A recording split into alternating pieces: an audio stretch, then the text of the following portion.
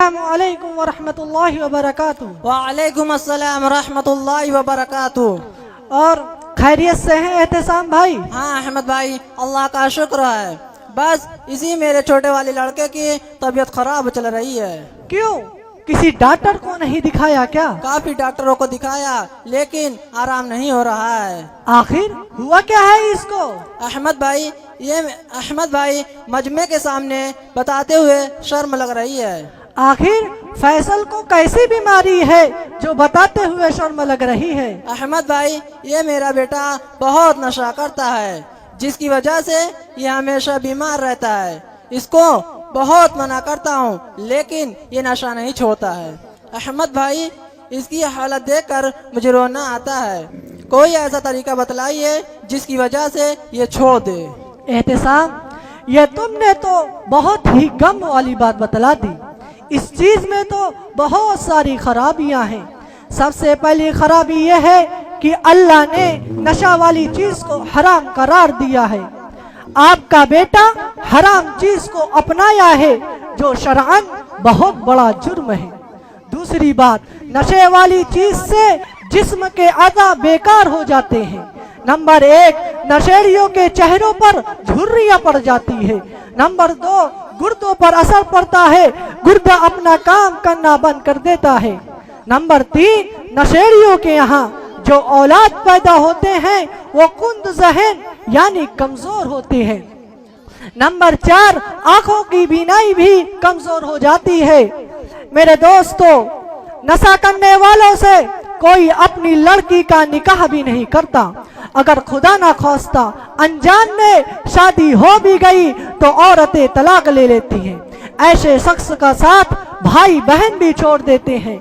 अगर बाप नशा करता है तो उसकी औलादें उससे आंखें फेर लेती है। मेरे अजीजों, ये बहुत बुरी आदत है। जिस शख्स को नशे की आदत पड़ गई तो समझ लीजिए कि नशे के साथ साथ उसको चोरी की भी आदत पड़ गई। पहले ये अपने घर से चोरी करेगा, फिर आदत पुख्ता होने पर दुकानों पर भी चोरी करने लगता है। मेरे अजीजों, आम तौर पर नशे की आदि नौजवानों को नौजवानी की हालत में करते देखा है।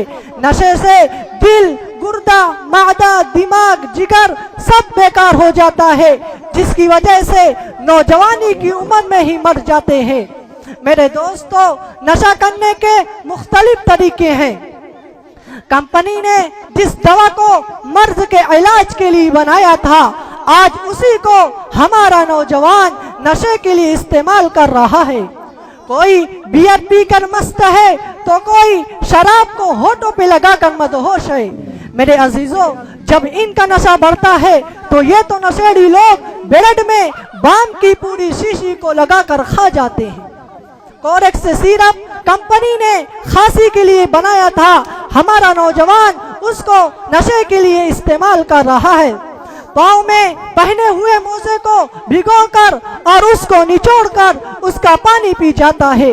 मेरे अजीजों, इन सब खराब आदत के पीछे बुरी सोसाइटी का हाथ है। नशे को फैलाने में बुरे दोस्तों का सबसे बड़ा हाथ होता है। जो शख्स तंबाकू नोशी करता हो, फजूल खर्ची करता हो, आवारा हो, ऐसे शख्स दोस्ती के काबिल नहीं। उससे तो कोसों दूर रहना चाहिए। मेरी माओ और बहनों, ये अपने बच्चों की देखभाल रखे। इनको अपनों से उम्र में बड़े लड़कों के साथ दोस्ती करने से रोके, वरना अंजाम इस जैसा होगा। मेरे नौजवानों, नशे तो 40 रुपए में मिल जाता है मगर इलाज 40 रुपए में नहीं होगा। तुम्हारी इलाज के लिए तुम्हारी वालिदैन दर दर भटकते फिरेंगे। तुम्हारी ये हालत देखकर तुम्हारे वालिदैन का रात की नींद और दिन का सुकून सब खत्म हो जाता है। मेरे नौजवानों, अपने लिए न सही कम से कम अपने वालिदैन की खुशी के लिए इस आदत को छोड़ दो। मैं उन लोगों से भी कहूंगा जो खुले आम अपने बच्चों के सामने सिगरेट और तंबाकू को इस्तेमाल करते हैं, वो अपने बच्चों के सामने इस हरकत से बचे, क्योंकि औलाद वो करती है जो बाप को करते देखती है। और अपने बच्चों से सिगरेट वगैरह भी न मंगवाएं।